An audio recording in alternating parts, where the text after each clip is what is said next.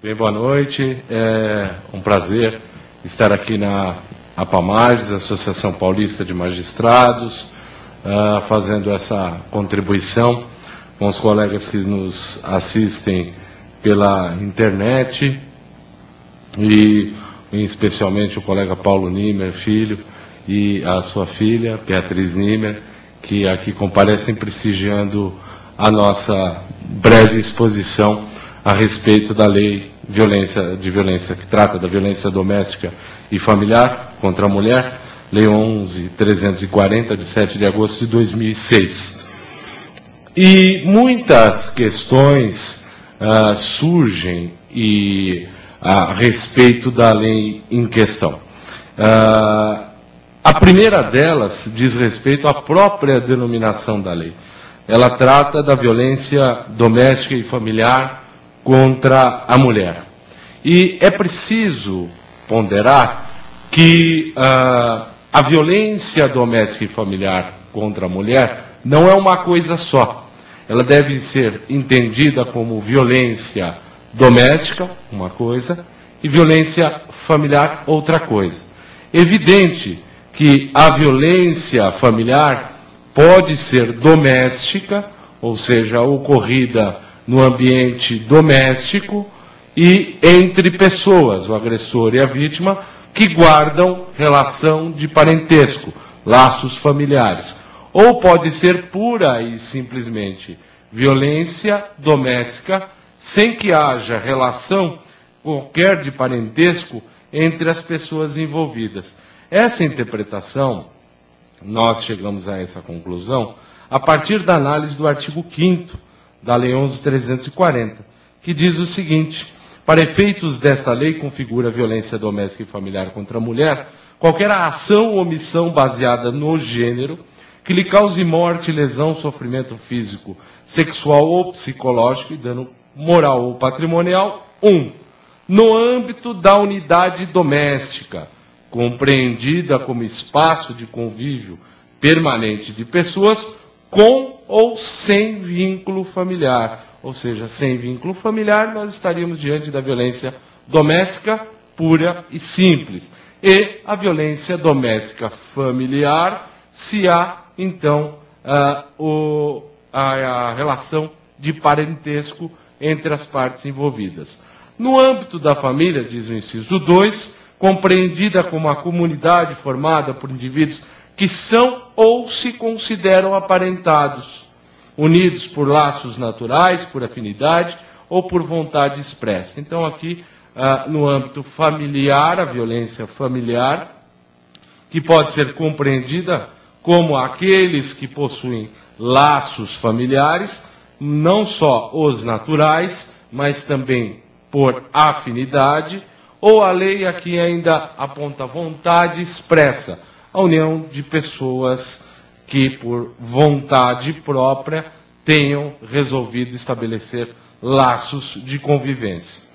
E o inciso 3 abarca a possibilidade da união estável, desde o inciso 3, em qualquer relação íntima de afeto, na qual o agressor conviva ou tenha convivido com a ofendida, independente de coabitação.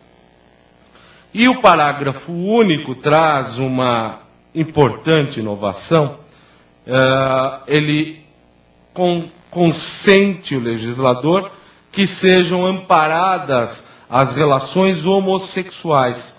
Diz o parágrafo único o seguinte: as relações pessoais enunciadas neste artigo independem de orientação sexual. Ora, então aqui é possível visualizar que haverá, então, a possibilidade de resguardo das relações homossexuais. Claro, homossexuais femininas, porque a lei cuida, em regra, da violência doméstica e familiar contra a mulher. E por que digo relações homossexuais e não relações homoafetivas, como tem sustentado, por exemplo, a doutora Maria Berenice? Me parece que, ao definirmos um termo,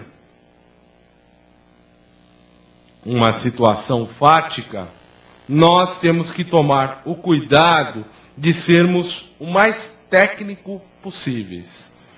Vejam que muitas vezes se fala de relações homoafetivas, que parece não seja o melhor termo e mais adequado. Por quê? A relação homoafetiva, ela é mais geral do que a relação homossexual, que acaba sendo uma espécie de uma relação homoafetiva. Com devido respeito, me parece, chamar relações homossexuais de homoafetivas é dourar a pílula. Por quê? E explico. Não sou homossexual, declaro aos senhores, abertamente, sou heterossexual, sou casado, tenho filhos, enfim. Mas eu tenho relações homoafetivas. Ora, eu me relaciono com o meu pai. Se eu tivesse um irmão, eu teria relacionamento homoafetivo. Vale dizer, afetividade por pessoa do mesmo sexo. Isto é uma relação homoafetiva. Não quer dizer que a relação seja homossexual. O que a lei busca amparar aqui são as relações pura e simplesmente homossexuais, não relações homoafetivas. Então, me parece que denominar esse tipo de relação homossexual de homoafetiva incorre em erro de definição. Nós temos ainda que observar, o artigo 6º aponta que a violência doméstica e familiar constitui uma das formas de violação dos direitos humanos. E a primeira pergunta que se coloca, ora, se é violação dos direitos humanos, nós estaríamos diante, então, de causas relacionadas com a competência da Justiça Federal? E parece que não. Para isso, nós precisamos observar o artigo 109, inciso 5 da Constituição A. 109 diz que aos juízes federais compete processar e julgar, 5A, causas relativas a direitos humanos, a que se refere o parágrafo 5º deste artigo. E o parágrafo 5º, por sua vez, diz que, nas hipóteses de grave violação de direitos humanos, então vejam, aqui a violação de direitos humanos é acompanhada do qualificativo grave, o Procurador-Geral da República, com a finalidade de assegurar o cumprimento de obrigações decorrentes de tratados internacionais de direitos humanos, dos quais o Brasil seja parte, poderá suscitar perante o Superior Tribunal de Justiça, em qualquer fase do inquérito ou processo, incidente de deslocamento de competência para a Justiça Federal. Então vejam, senhores, que as causas relacionadas com a violência doméstica e familiar contra a mulher são causas de competência da Justiça Estadual, sendo que, em hipótese de ser grave a violação de direitos humanos, poderia-se cogitar, em tese, de eventual incidente de deslocamento de competência. Vale dizer, então, que a regra é que as causas relativas à violência doméstica sejam de competência da Justiça Estadual. A questão que surgiu e ainda oferece algum debate, ainda suscita algum debate, está relacionada com a constitucionalidade da lei em questão. Tem alguns sustentado a inconstitucionalidade desta norma. É claro, confesso aos senhores, isso eu vou dizer, que seria muito melhor que a lei tivesse cuidado da violência doméstica como gênero e não de gênero. Vale dizer, como gênero nós teríamos a violência doméstica contra a mulher, contra a criança, seja ela do sexo feminino ou masculino, contra o idoso do sexo masculino ou feminino. Mas não foi esta a opção legislativa. O legislador, em atenção a uma série de tratados internacionais, resolveu regular a questão da violência doméstica e familiar contra a mulher, ou seja, de gênero sexo feminino. E tem algum sustentado a inconstitucionalidade desta norma com base na violação ao artigo 5º, inciso 1º da Constituição Federal, que afirma que homens e mulheres são iguais perante a lei nos termos, em direitos e obrigações, nos termos desta Constituição. E me parece que o argumento mais forte a favor da tese da inconstitucionalidade seria a suposta violação ou descumprimento ao que dispõe o artigo 226, parágrafo 8º da Constituição, que estabelece que o Estado assegurará a assistência à família na pessoa de cada um dos que a integram, criando mecanismos para coibir a violência no âmbito de suas relações, ou seja, protegendo todas as pessoas da família, sejam elas do sexo masculino, sejam elas do sexo feminino. É evidente que esses argumentos são fortes, né? E nós precisamos, então, encontrar argumentos também sólidos, com base na legislação, para se contrapor a estas colocações. Evidente, senhores, que se eu entendesse que esta lei é inconstitucional, a nossa palestra para a eleição terminaria aqui, neste momento. É fácil declarar inconstitucional uma norma. Contudo, não é esse o melhor caminho. Por quê? Entendemos que a lei deve ser tida como constitucional e naquilo que possa eventualmente resvalar em eventual inconstitucionalidade, ela deve ser interpretada na conformidade da Constituição. O que nós propomos é uma interpretação conforme o texto constitucional, de modo a garantir a constitucionalidade da norma. Mas vamos analisar as questões relacionadas, então, à constitucionalidade e os seus argumentos. Não é de hoje que o Código de Processo Civil estabelece o foro privilegiado da mulher, no caso de ação de separação, e nas ações de alimentos, artigo 100, incisos 1 e 2, cuja constitucionalidade também foi discutida quando da promulgação da Constituição de 1988. Ela foi declarada, esse dispositivo foi declarado constitucional pelo Supremo Tribunal Federal. Basta verificar o teor do acórdão contido na RT 753/309.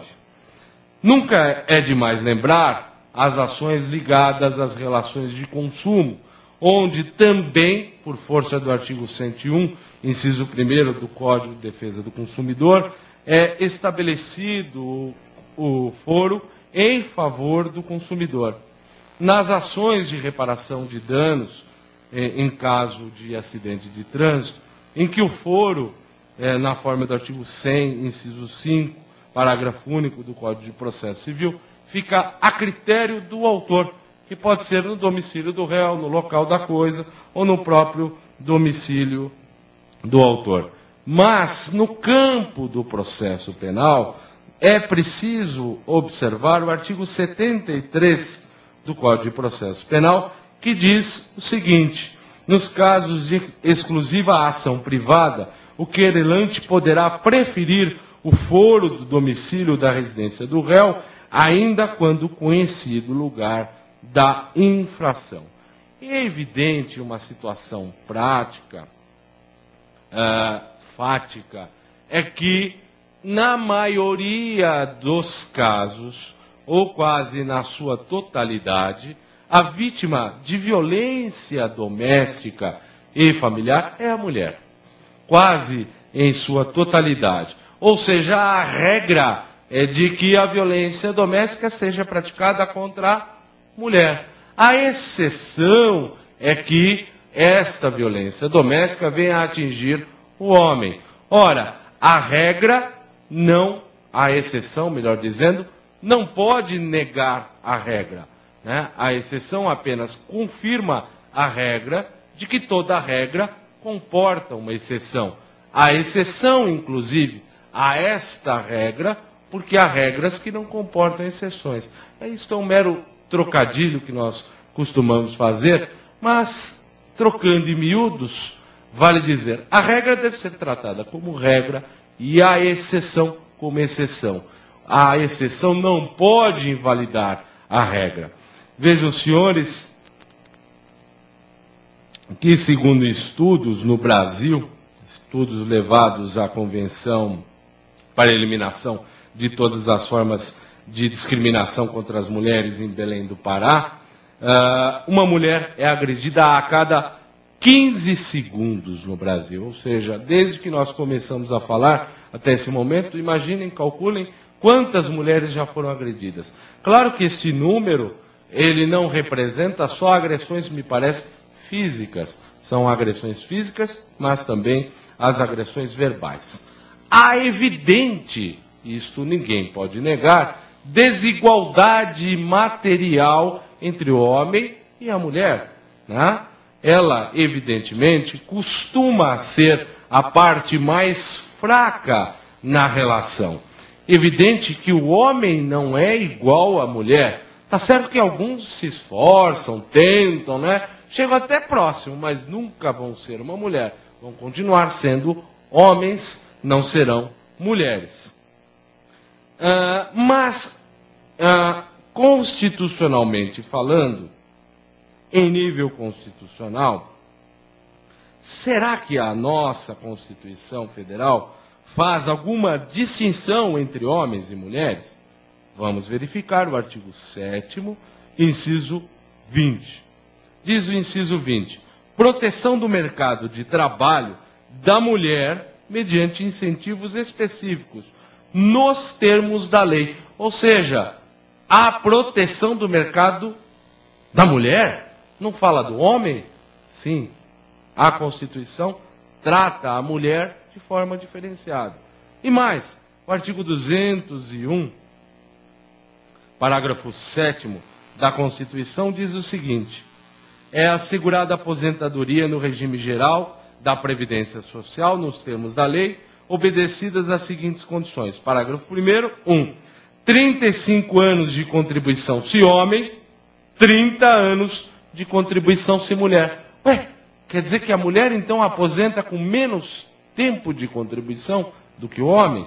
Inciso 2, 65 anos de idade se homem, 60 anos de idade se mulher. Ora, então quer dizer que a Constituição trata o homem diferente da mulher? Sim.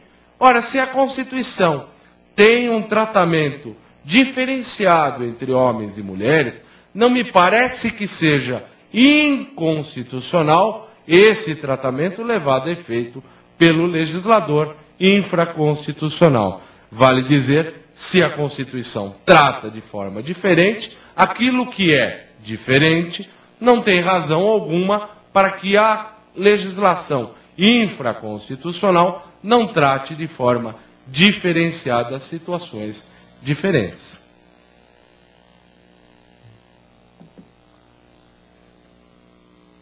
O artigo 4º desta lei tem uma importante regra de interpretação.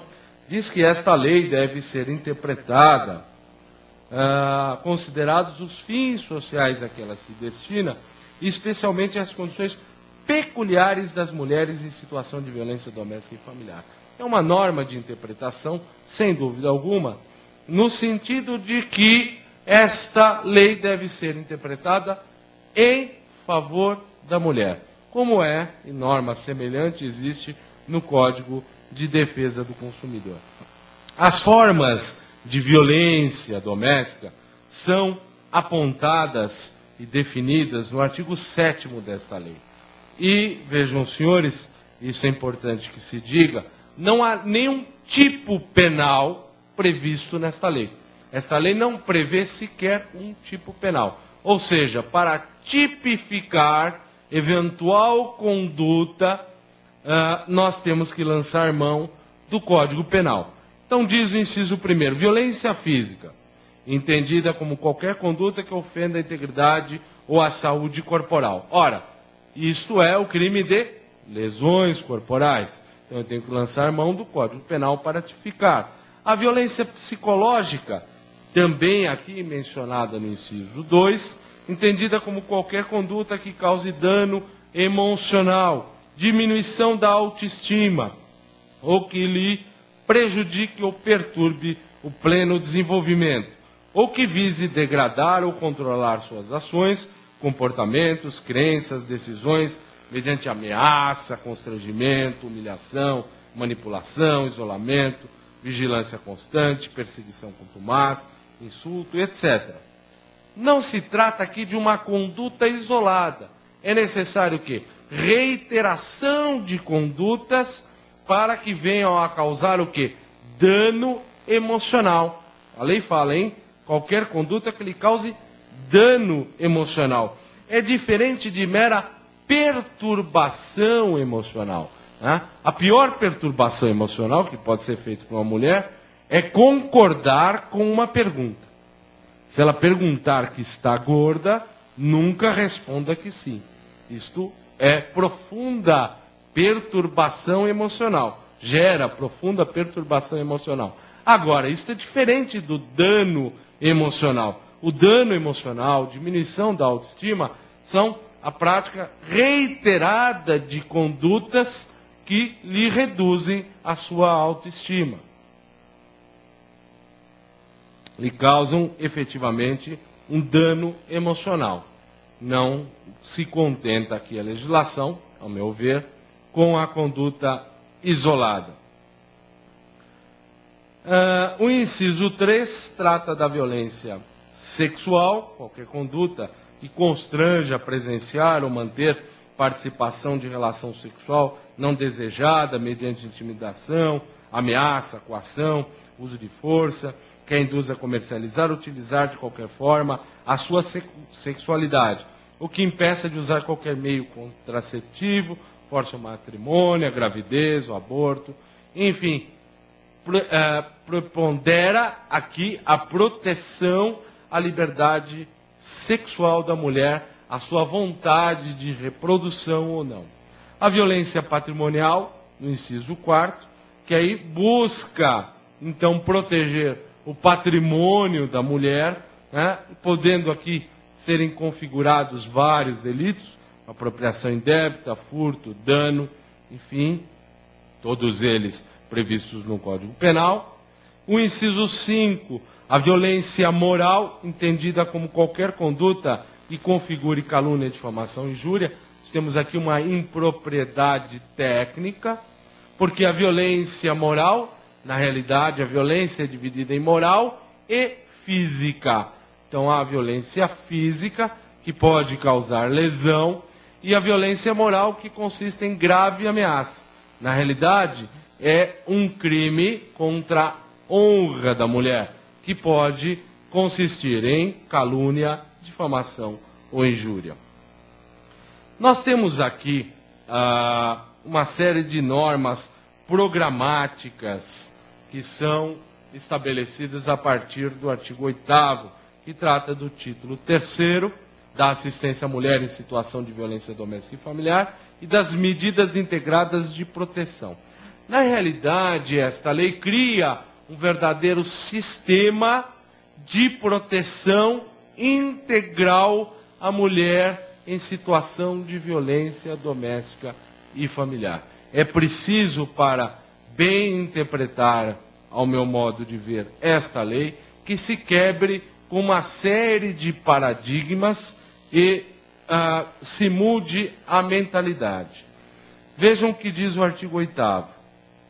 A política pública, vejam, enuncia uma política pública que visa coibir a violência doméstica e familiar contra a mulher, far-se-á por meio de um conjunto articulado entre a União, Estados, Distrito Federal e municípios, e de ações não governamentais, ou seja, União, Estados e municípios integrados, formando um sistema de amparo à violência à mulher em situação de violência doméstica e familiar. Evidente, todos nós sabemos, que a mulher agredida, a mulher vítima de violência doméstica, ela precisa do braço forte do Estado.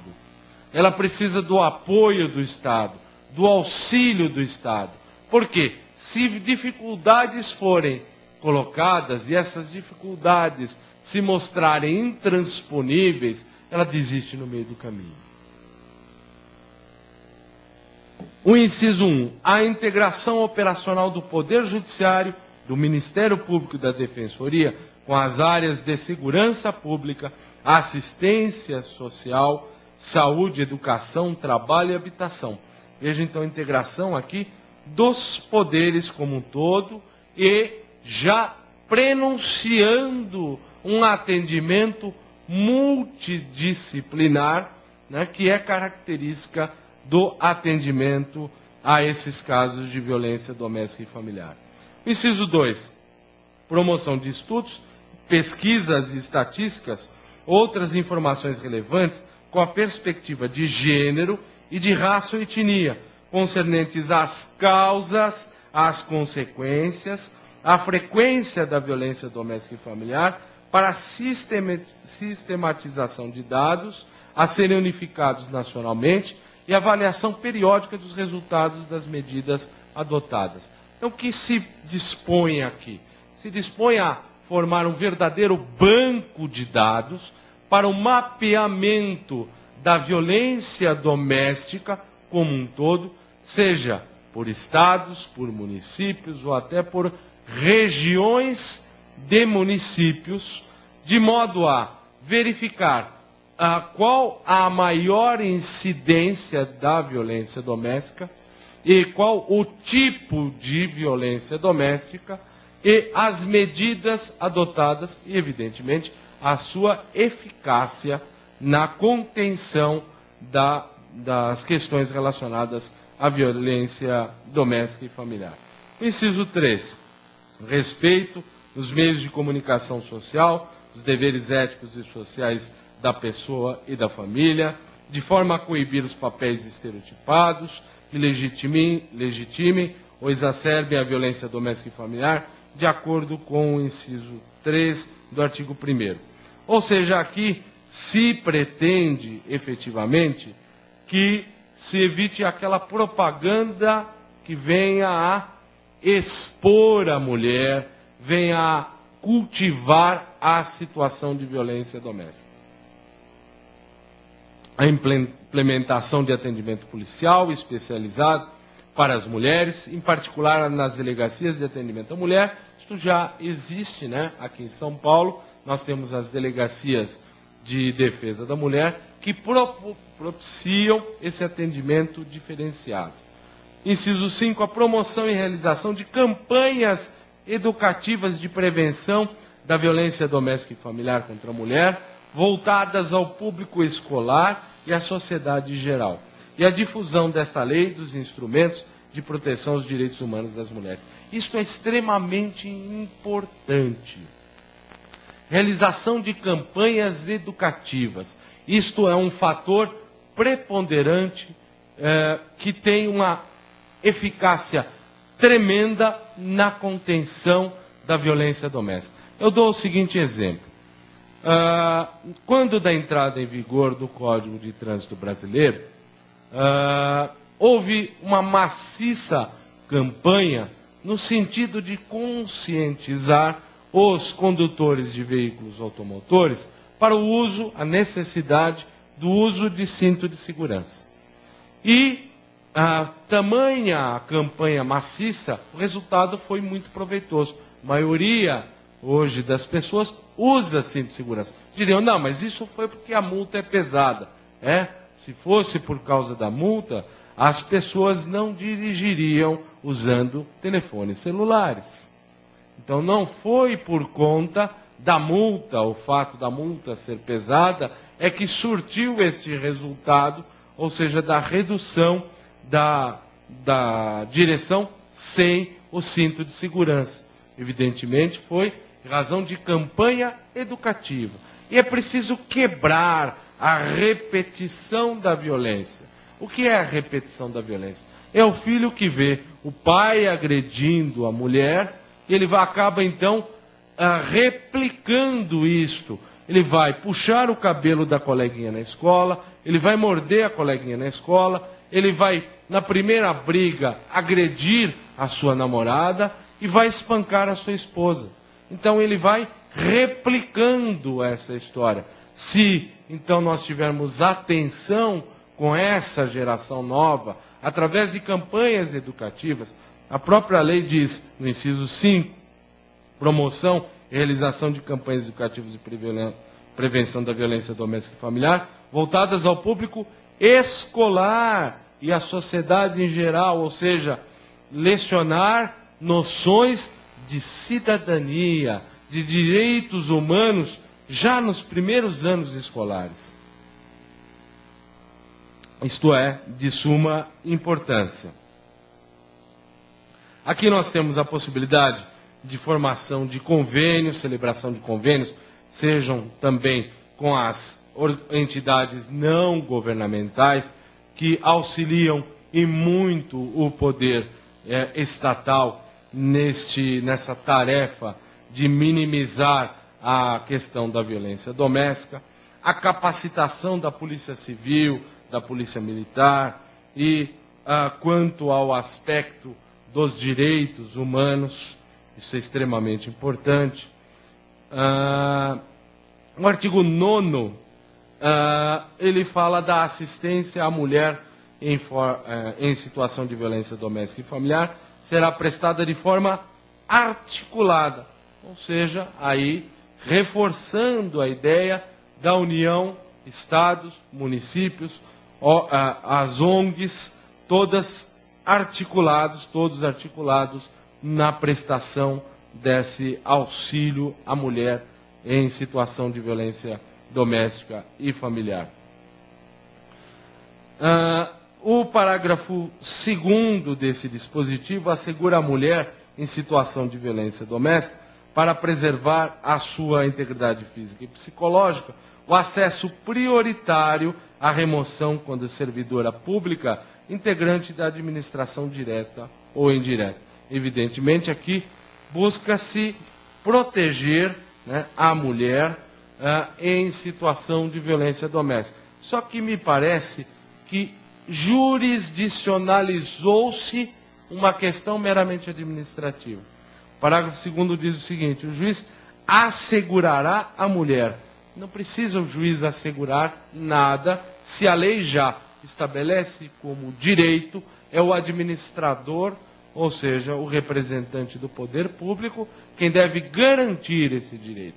E só se descumprido o direito previsto na legislação específica, é que surge, então, o direito de ir ao judiciário. Me parece desnecessária esta jurisdicionalização da questão.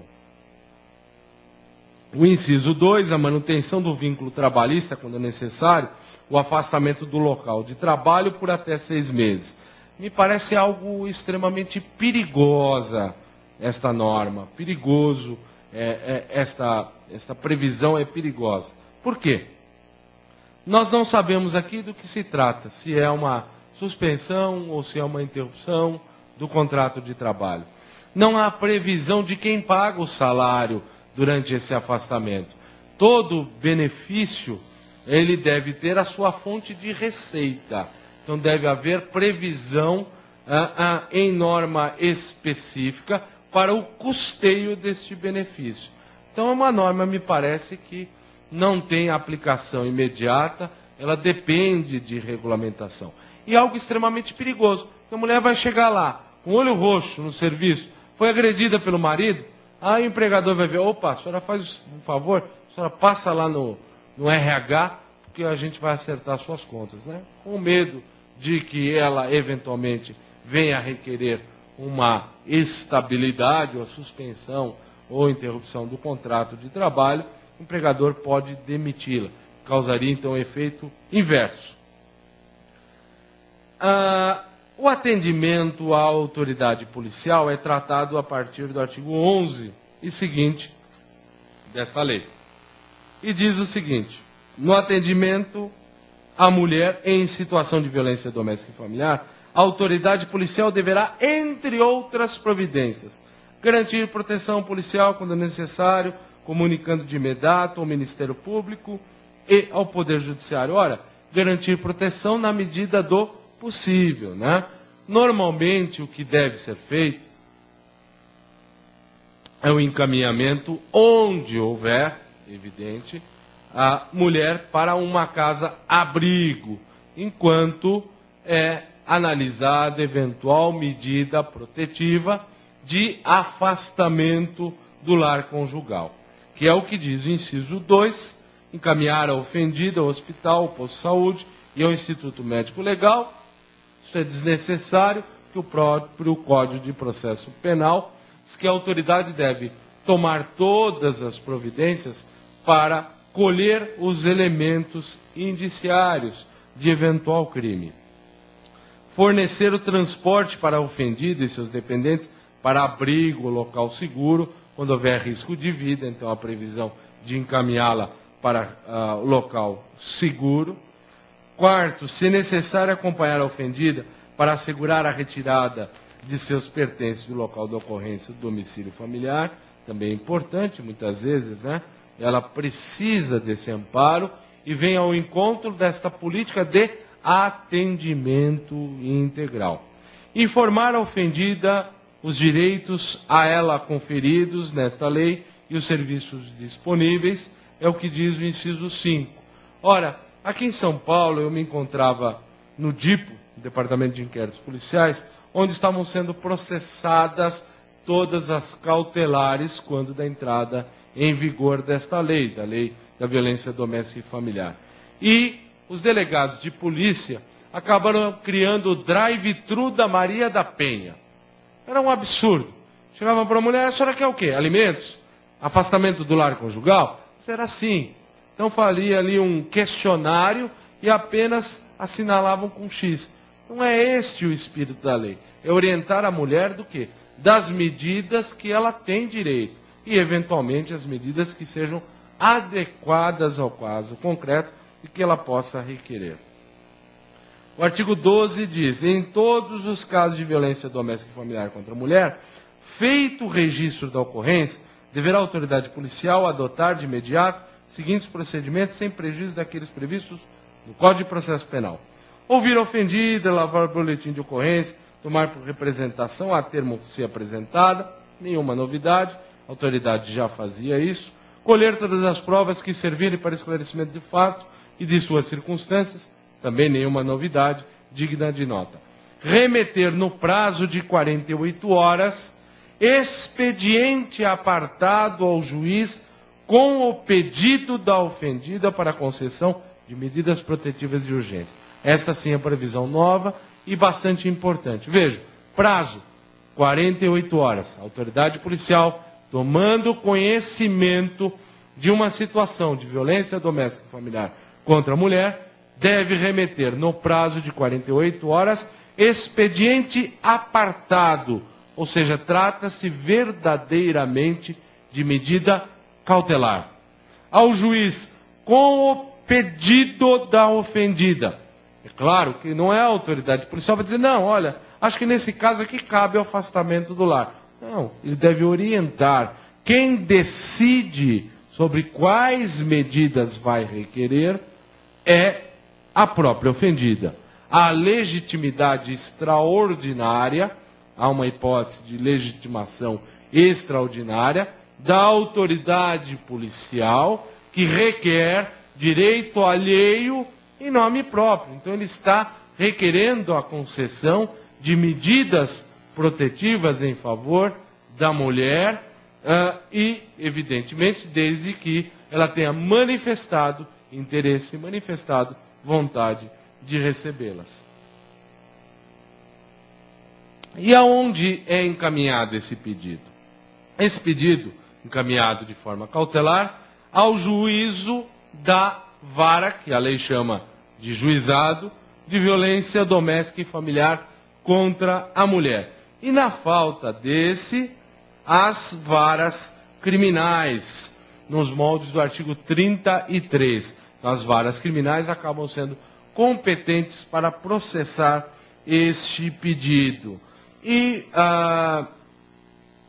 diz o inciso 4º, determinar que se proceda ao exame de corpo de delito da ofendida, requisitar outros exames periciais se necessários, não é novidade alguma, ouvir o agressor e as testemunhas, também nada de novo, ordenar a identificação do agressor, fazer juntar aos autos sua folha de antecedentes criminais, indicando a existência de mandado de prisão, registro de outras ocorrências policiais contra ele, também isto já era adotado pela autoridade policial.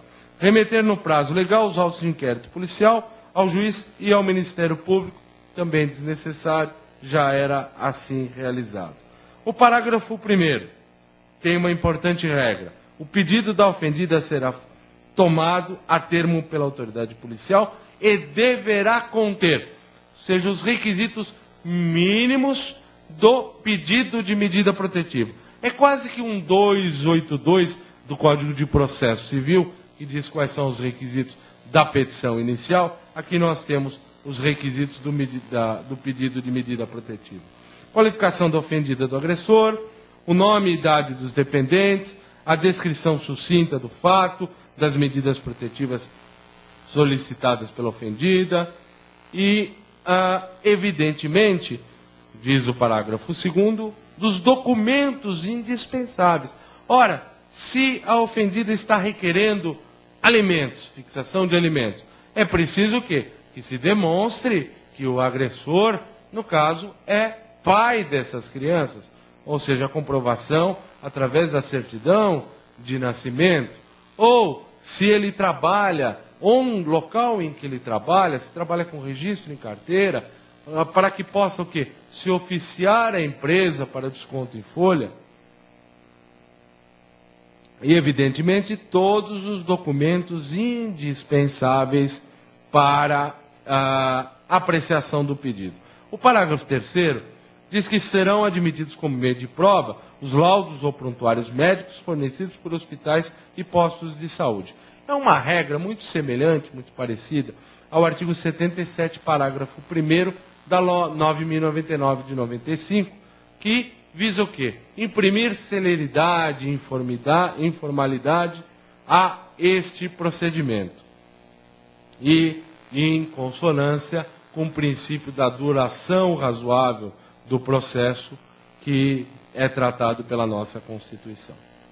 O artigo 13 trata das disposições gerais e diz que o processo e o julgamento das causas cíveis e criminais decorrentes da prática de violência doméstica e familiar contra a mulher aplicam-se também subsidiariamente às normas do Código de Processo Civil e do Código de Processo Penal. Aqui, uma norma importante que estabelece a subsidiariedade dos outros diplomas legislativos. Os juizados de violência doméstica e familiar contra a mulher, o artigo 14, são órgãos, diz esse dispositivo, da justiça ordinária, com competência civil e criminal. Civil e criminal. E poderão ser criados pela União, Distrito Federal e nos territórios, pelos estados, para processo e julgamento e execução das causas decorrentes da prática de violência doméstica e familiar contra a mulher. Nós estamos diante aqui do quê? De uma quebra de paradigma. Ou seja, nós aprendemos que o juiz, nas varas especializadas, ou ele é juiz criminal, ou ele é juiz da família, ou ele é juiz do cível, e algumas exceções, as varas são cumulativas, mas fragmentados são os cartórios nas seções criminais, nas seções civis. Ou seja, o direito é dividido em escaninhos, como se fosse possível dividir o drama pessoal em escaninhos. Isso não é possível. E eu falo da minha experiência pessoal, e o que me fez refletir bastante sobre esse assunto. Em um dia eu estava em Santo Amaro, na vara de família. E ali eu julgava separação, julgava divórcio, homologava acordos de guarda, de alimentos. No dia seguinte, eu estava no juizado especial criminal. E aí, só podia julgar questões criminais. O juizado especial criminal passou a acumular a competência do juizado especial criminal e da família. Ou seja, envolvia as situações relacionadas com conflitos familiares. Então estávamos na mesa ali, discutindo. Bom, mas por que ele agrediu a senhora? Não, ele me agrediu porque nós começamos discutindo e ele não paga a pensão para o meu filho. Eu quero que ele pague pensão. Não, mas espera um pouquinho. Mas também você não deixa visitar o filho. Ou seja, não paga ingresso, não vai ao cinema. É mais ou menos isso. Ele não paga pensão e aí não visita o filho. Ora, mas e qual é o problema? O senhor tem condição de pagar a pensão? Não, tenho. Quanto é que o senhor pode pagar? X. Aí a senhora tem como ele visitar a criança? Não tem. Pode visitar tal dia, tal dia. Ou seja, o acordo estava realizado. Estava cumprido. Estava celebrado. E aí, o que eu podia fazer? Nada. Eu não poderia homologar aquele acordo. Eu não poderia homologar aquela composição. É preciso ter em mente o seguinte, que a lesão e a ameaça, muitas vezes, não é a causa do problema, é a consequência. É a consequência do alimento não fixado, é a consequência do direito de visitas não previamente regrado, não previamente estabelecido. Então o que eu faria? Ia julgar a lesão, ia julgar a ameaça e o problema iria persistir. Embora a solução se apresentasse pronta. Com base nisso e nessa constatação pessoal, é que eu e a doutora Carmen Lúcia da Silva, na ocasião coordenadora do Juizado Especial Criminal, provocamos o Conselho Superior da Magistratura da época, e sustentando o quê? Que nos fosse dada autorização para homologar as composições familiares havidas no Juizado Especial Criminal. Por quê? Com base no quê? Com base no artigo 74 e o parágrafo único da Lei 9.099, que diz o seguinte, que havendo composição dos danos civis, né, ela deve ser homologada pelo juiz do Juizado Especial Criminal, e ela tem o efeito de gerar a extinção da punibilidade, ou seja, do direito de punir do Estado. Ora, a composição civil deve ocorrer quando o ilícito penal gera consequências civis. Agora, quando o ilícito penal tem causa na violência familiar, deve haver, então, a composição familiar. Então, surge a possibilidade de homologar a composição familiar como forma de extinção. E, para nossa felicidade, o Conselho Superior da Magistratura, à época, nos autorizou a homologar essas composições. Então, no Juizado Especial Criminal, civil e criminal, passou a ser nesse âmbito civil, nós homologávamos separações, alimentos, regulamentação de guarda. Todos os acordos ali celebrados e em termos circunstanciados de situação de violência doméstica e familiar. Claro, o Conselho só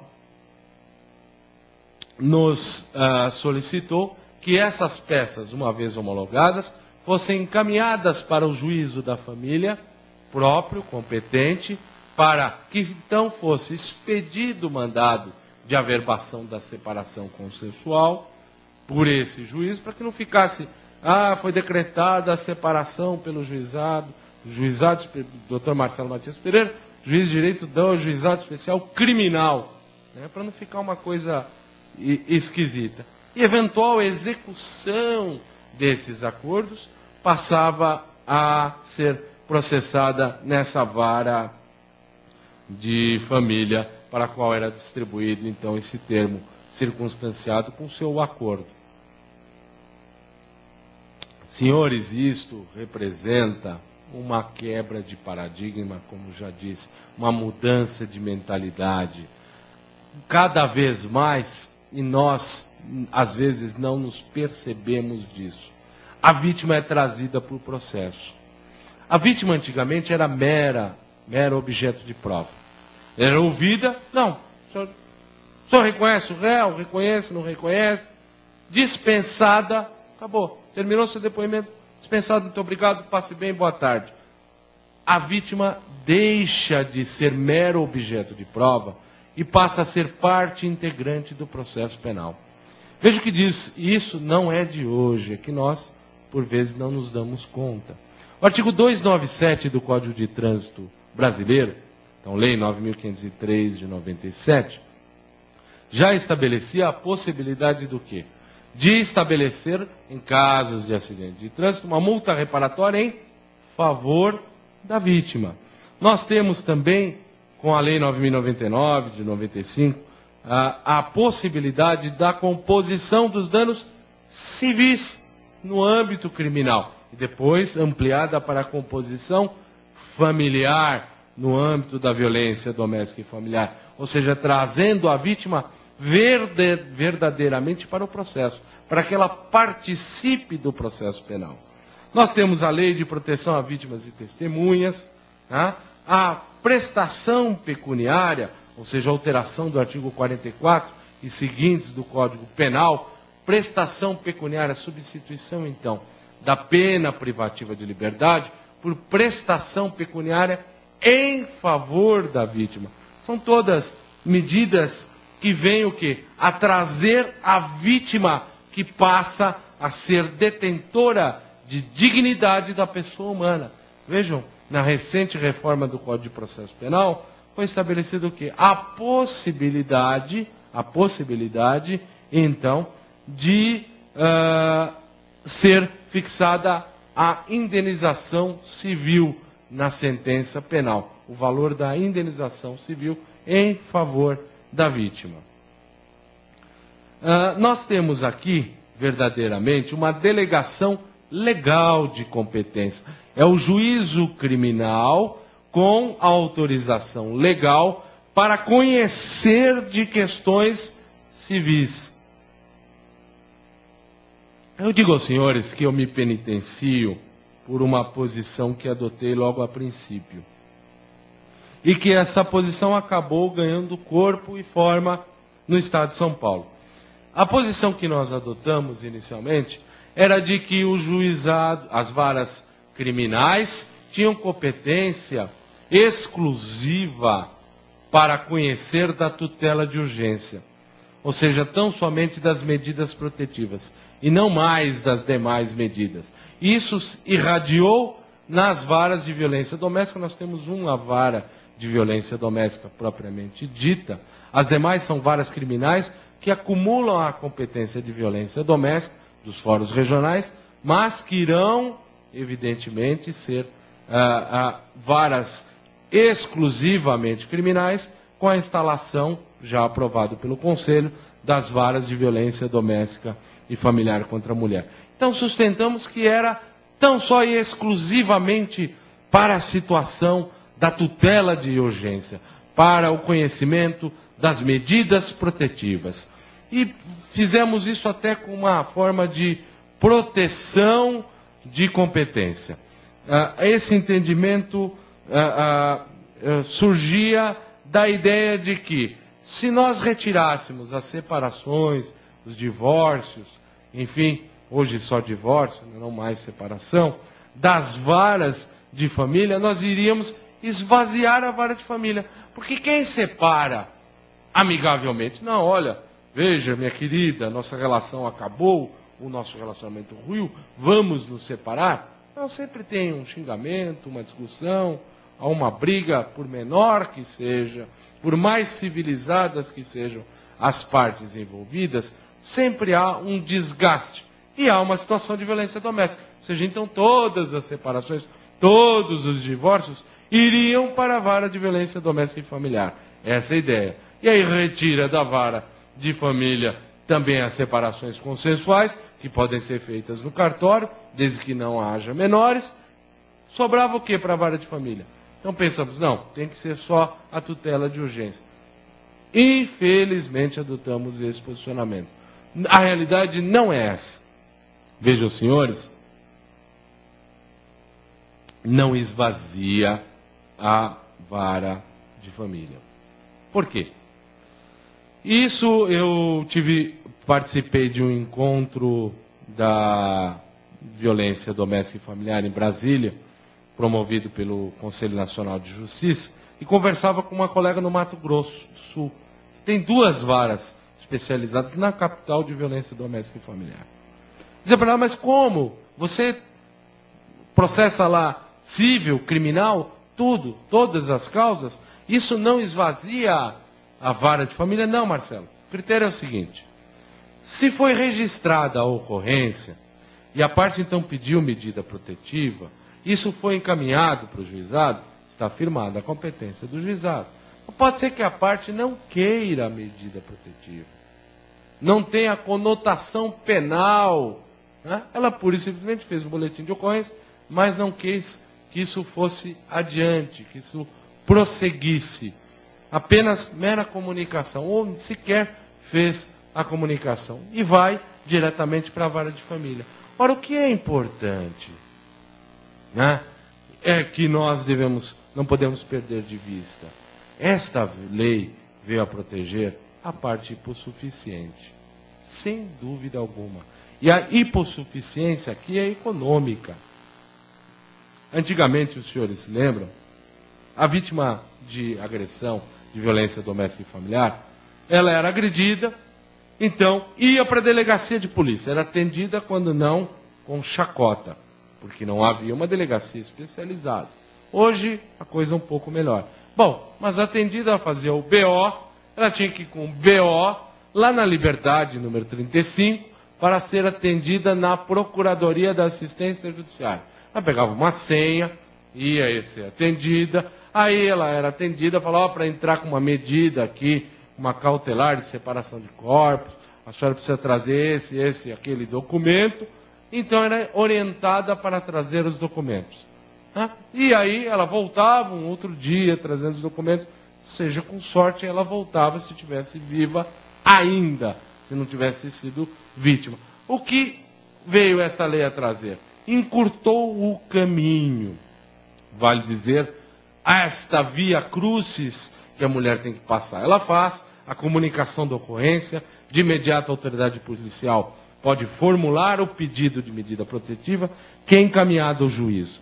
E o juízo é que vai analisar e deferir a medida protetiva de forma mais célere, rápida e eficaz. Só para a gente, eu não vou ter muito tempo para a gente prosseguir aqui, mas uma questão eu acho importante mencionar, que ao princípio da minha fala, dizia sobre a interpretação conforme a Constituição. Eu digo francamente aos senhores, e não tenho qualquer dúvida de sustentar isto. Todas as medidas cautelares previstas na Lei Maria da Penha são medidas cautelares processuais civis. Se são medidas processuais civis, nada impede que eu aplique analogia. Por que digo isto? Se fosse processo penal, eu já poderia aplicar analogia. Eu não posso, em penal, aplicar analogia. Se processo penal, eu já posso aplicar analogia. Processo civil, então, nem se fala. Por que eu digo isso? Porque é possível, imagine a seguinte hipótese, de que nós tenhamos um caso de abuso sexual de uma criança do sexo masculino, praticado pelo seu padrasto ou o próprio pai. E a mãe desta criança comunique à autoridade policial e requeira a medida protetiva. Então, é possível a concessão de medida protetiva nessa hipótese? Sem dúvida alguma. E se forem casais homossexuais masculinos, é possível? Sim, eu entendo que é possível.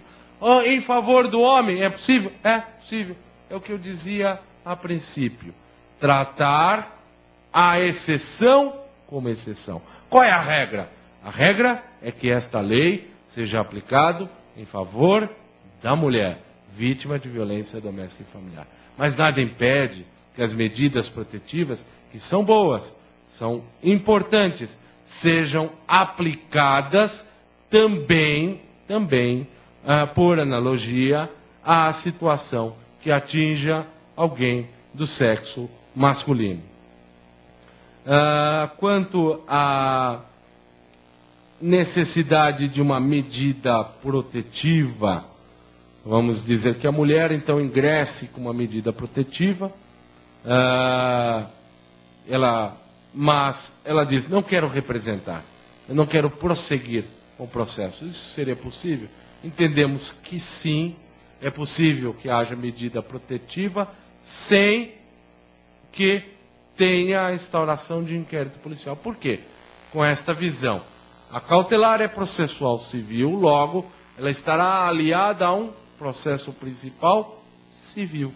Dependente, então, da existência ou não de um processo penal, é possível que tenhamos cautelares processuais civis. Então, é possível medida protetiva sem que nós tenhamos a representação e a instauração de um inquérito policial por conta da violência doméstica e familiar. Nós temos aqui uma decisão, logo quando saiu a lei, a respeito da constitucionalidade desta lei. O Tribunal de Justiça do Mato Grosso, a segunda turma julgadora do Tribunal de Justiça do Mato Grosso do Sul, declarou inconstitucional esta lei, a Lei Maria da Penha. Com o devido respeito, senhores, inconstitucional é esta decisão do Tribunal de Justiça do Mato Grosso do Sul. A segunda turma criminal do Tribunal de Justiça do Mato Grosso do Sul, no recurso 2007-23-422-4. Por quê?